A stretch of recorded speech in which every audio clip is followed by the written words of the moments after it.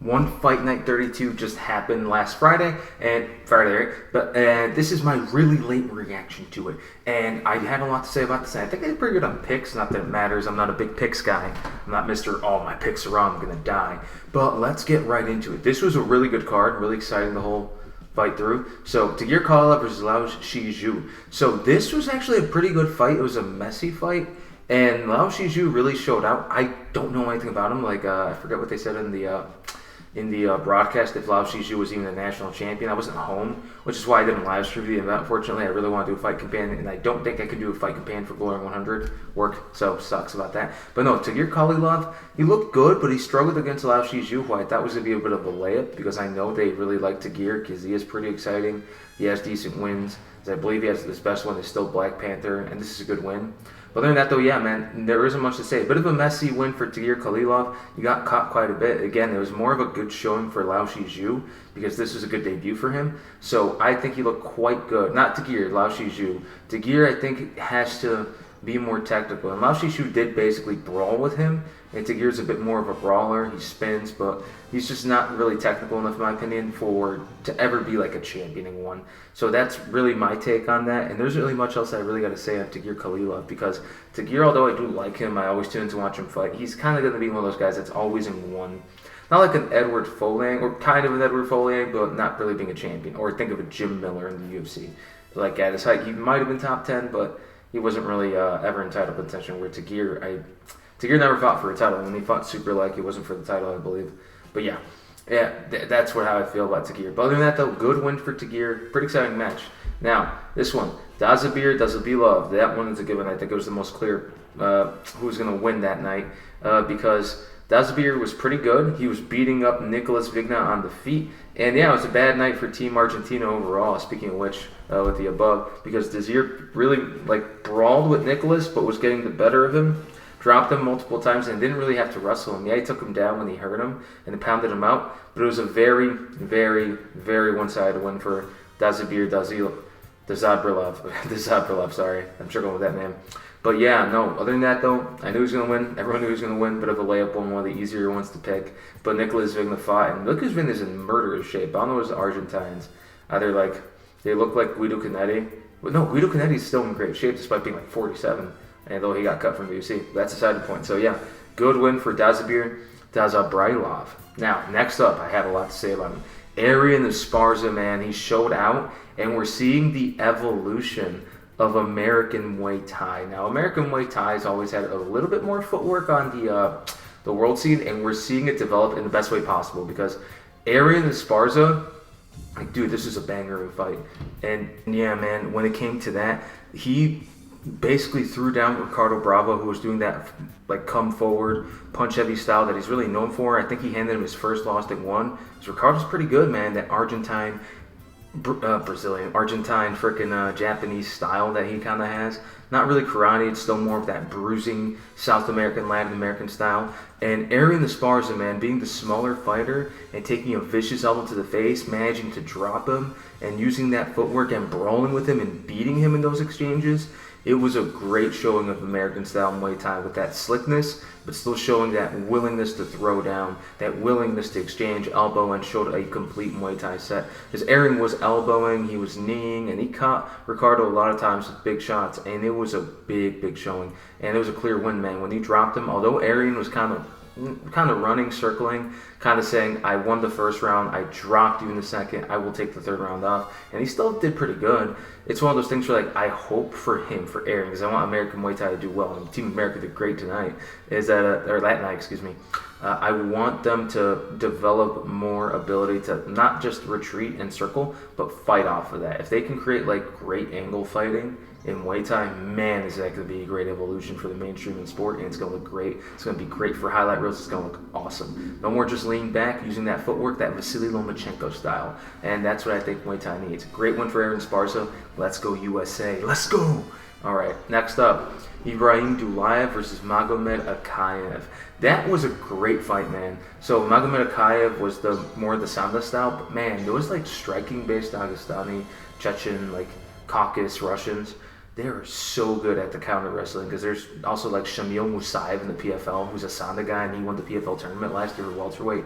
Really good guy. Might be on the roids. Got some guy I know. But anyway, yeah, it was a great fight, a great technical MMA fight of a grappler versus a striker, but in the best way possible, with Ibrahim getting rocked in the first, Magomed Akayev like actually managing to survive like a lot of the grapples in the second, and a lot of great things going on. Then in the third, when Ibrahim just was able to just take over and come pretty close to finishing Magomed Akayev, that was an incredible show of dominance on the grappling side, and just showed that even if you're a great counter wrestler, if you gas out, the scramble is going to get you. And the scramble did eventually get to Magomed Akayev. He survived. There's never any danger. But in one's championship system of like, it's technically one big round, there's no 10-point must. It's one big round, kind of like Waco amateurs, which I do like that structure for amateur. Pros, maybe not so much, but that's decided to win. But yeah, it was a great fight, really a good fight, worth watching, and it was a good win for Ibrahim Duayev, who was able to survive the striking, able to get some respect with his own kind of awkward striking that you'd expect of a wrestler, and being able to survive like the Sanda, the real good Sanda style striker, who was also a really good counter wrestler. But incredible win for Ibrahim Duayev. He beats an undefeated guy, and I love these Russian on Russian, Chechen, Dagi, whatever, the Caucasus regions.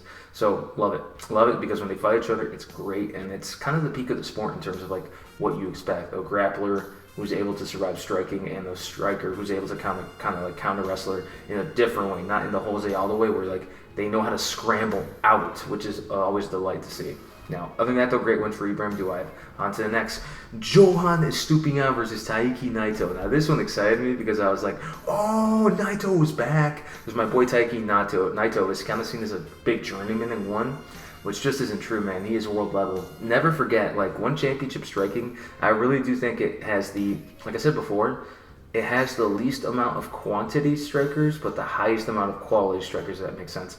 Everyone that they have on there, with except like guess poor Edgar Tavares or someone like him, or Jose Cruz, poor Mexican guys, like they're not doing great, is gonna be top level, man. Like everyone's held a WBC belt or a Lumpini belt or a Raja belt. One is really good, although they don't pull Dana White and say, yeah man, the one belt is the best belt, these other belts trash. They don't do that. They're really good at like convincing you by not saying anything, and maybe that's not even their design or what they want, but they're really good at making the one belt seem like the greatest belt in striking and Muay Thai kickboxing. We see these K1 guys struggle in, and all of them are like K1 champions, which is an incredible feat in and of itself. It makes that one belt get so much legitimacy.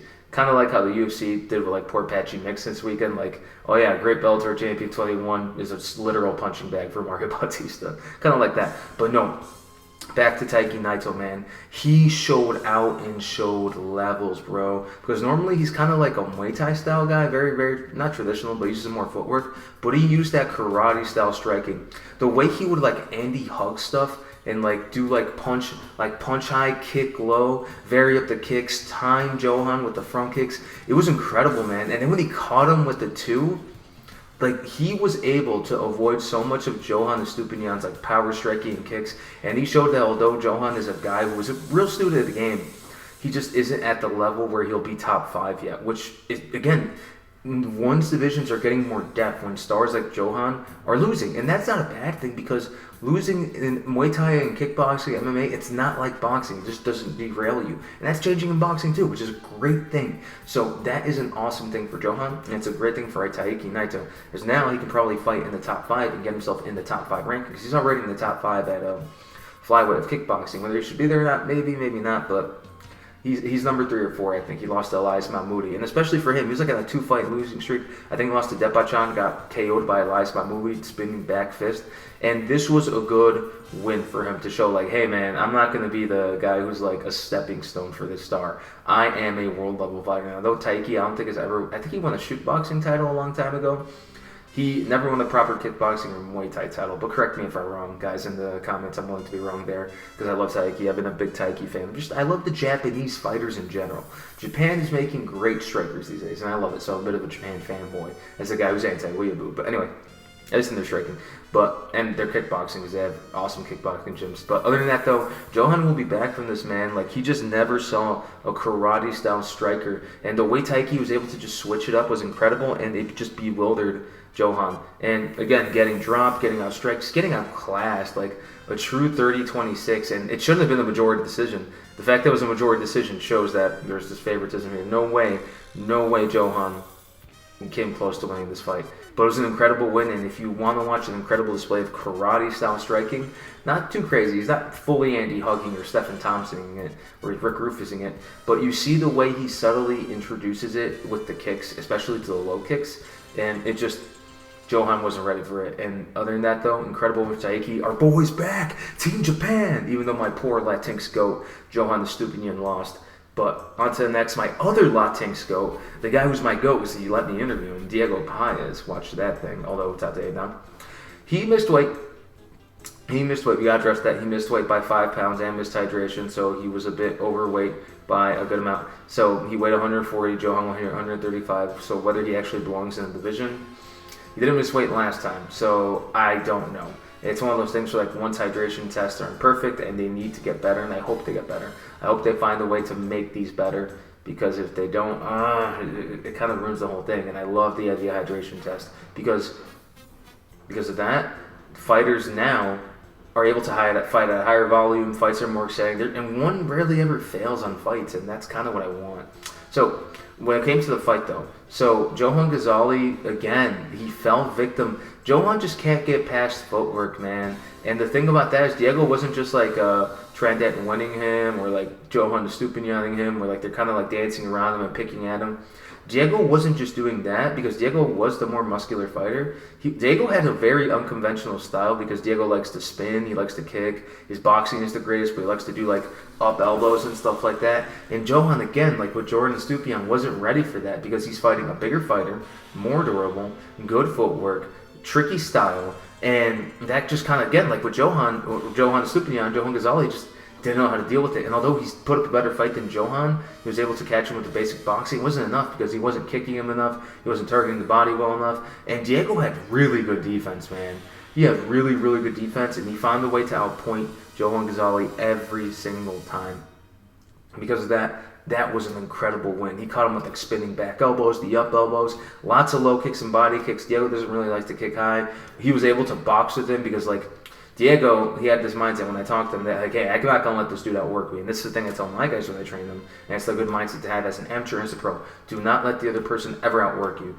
To literally show the judges that you want it more by doing more. And does that mean like hurting them? No. Like quite literally higher output, accuracy, all these things. You can't get tired. And Diego, though he kind of did gas a little, he was still able, like, gritting down, saying, I'm going to outwork Johan, and use the footwork, and was able to just outwork him the whole fight. It was really, really, really good showing, and I was super impressed with Diego Paez. Again, Team USA, what's good? But yeah, other than that, though, great win. I'm so excited for Diego Paez because, again, I'm always going to support the American guys. But for Johan Ghazali, he's barely 18, man. Like, he's going to get humbled, and one is going to realize that he's not the star that he is. Yeah, he's popular in Southeast Asia, but, like, one should be trying to invest more in Americans, more in Japanese, more in North Americans, kind of like they're doing with the UK. Because one day they build a one UK card, they will sell that fucker out, and they will be able to branch out all over the world. And that's what I want. I want Muay Thai and kickboxing to go global like it once was in the PKA era, the American kickboxing full contact era of Benny Urquidez and Rick Rufus. But that's a side point, though. I'm going off tangent. Basically, great win for Diego. Used a lot of tricky angles, kicked a lot, elbowed a lot, gave him so many different looks. And Johan, again, was just relying on that power, and it wasn't enough against the bigger, stronger, missed weight guy. But good win for Diego. Absolutely good win for Diego. 2 more fights to go. Alif Sordepchan and El Mehdi El Jamari. So this kind of fight went the way I thought it would, where like Alif is just a more complete fighter, and this kind of was the stinker of the night, where the fight wasn't bad. It had a lot of good moments, and it was still decently exciting. It's just Alif showed that he is not as complete of a Muay Thai fighter as I hoped he was. He is very much a puncher who can kick. And El Mehdi El Jamari is just a puncher who can't even box that well, and he doesn't kick that well either. And because Alif has more of these weapons and he's notably longer, he's able to just outpoint Almeida Jamari. And although Almeida was the one who caught like the more eye-catching shots, they were too few and far between. So again, Alif was able to like 1, 2, 3 him kick him. But like neither of them landed anything that was like someone was like horrifically rocked. They were, oh man, this is a fight-changing event. It was just one of those things where like you see two power punchers and occasionally it's either a banger, kind of like the main event, or it's just something to be desired because again, it's like, oh wow, I'm a power puncher. He's like me. It's like the classic two wrestlers fight, they strike, two strikers fight. Ironically, they try to take each other down, yada yada yada. But yeah, it's one of those things where like Alif just beat him with the long punches and the kicks, and Almeida Jamari, all he had were hooks. Leaping big hooks that although he's able to land, he wasn't able to land consistently to drop Alif's or Debchan. And because of that, Alif ended up winning. Not much to sell about the fight. The fight wasn't really that exciting. A lot of emoting, but emoting is only fun when you're like winning, in my opinion. If you emote while you're losing or nothing's happening, or kind of like with the Rod saying against Liam Smith the second fight, yeah, it sucks. It's boring and no one likes it. But anyway, on to the main event. But no, good win for Alif. On to the main event. Now, Nakrob versus Jaosuayai. So man, Sword Debchan was good. They were doing good because yeah. Jaosuayai's had a Sword Debchan, I believe. But anyway, is he? Let me check. Yeah, he's also had a Sword Debchan. So anyway, back here. So yeah, I forget how the names work sometimes. Sometimes the gym, sometimes not. But anyway, yeah, dude, Jaosuayai showed next level kicking game, bro. He did the karate style kick tree, as some people call it, where he raised that knee up vertically, turned it, raised it up vertically, turned it, and came over the shoulder. That's not Muay Thai style kicking. That is karate and Taekwondo. More so karate style kicking, where it just comes up, the echo, boom, right to the jaw of Nakrob. And that was the coolest thing I've ever seen. It was more karate than Taiko Naito. And the way he kicked was kind of like reminiscent of like a karate style guy, and then with the head kick finish was like a Superman style head kick. But like, man, although the boxing was like more so violent power punching, those kicks were unreal. Like, this was a true, for two guys who've been in one, they've made their careers in one, they haven't really been champions outside of one. They just made their career here, which is good for them and great for one because it's homegrown talent and it's a good show between homegrown fighters. It's awesome. And so anyway, sorry, I got off track. He head kicked him, drops him with the punches, gets back up, and the referee, like, he's literally wobbling. I'm surprised. The ref could have stopped it right there, but he didn't. And he tried to give him that opportunity. And so what happens is that he lets him go, and then Nakrob just rocks him again with like hooks over hooks. He's just too compromised, and he has him wobbling, finishes him with the head kick, like brutal shit, man. Like a Superbon-esque head kick. I've seen, I think that something Demopoulos landed a head kick like that in an Invicta fight. But yeah, man, when I saw that, I was like, holy shit. Incredible fucking knockout, and that puts Nakrob in the top 5. And people were saying he should get a title fight, and yeah, and speaking of which, I forgot to forget that in the Alif fight, Prajanchai called him out, and I'm going to make a video about Prajanchai, so I'm going to leave that, save that for later. We're not going to talk about that yet. But anyway, Jaosuayai now is in the top 5, probably. He will be a top 5 ranked fighter. There's Nakrob was number 5. He probably knocks him out of the top 5 rankings.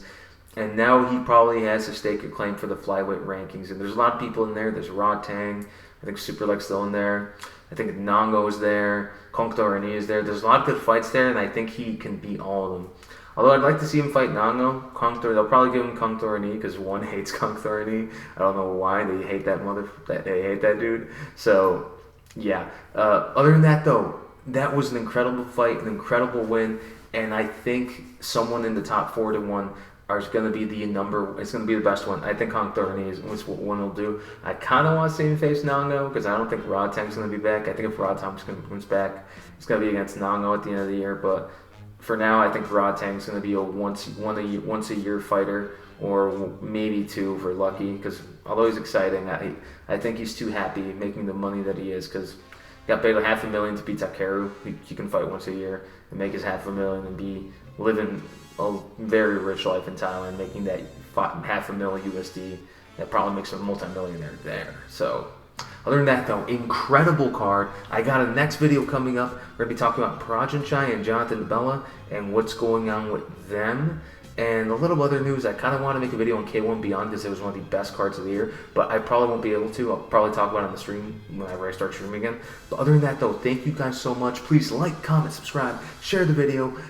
Show me that you love me, man. Do that for me, because I love kickboxing, and I gotta get a one hoodie too. But other than that, though, guys, I appreciate you guys being here. Please like, comment, and subscribe. Thank you guys so much. I'm gonna try to upload more often, more vlog style, because it's just so hard for me to make videos these days. But I appreciate you guys. Thank you so much, and God bless you guys. Take care. Oh.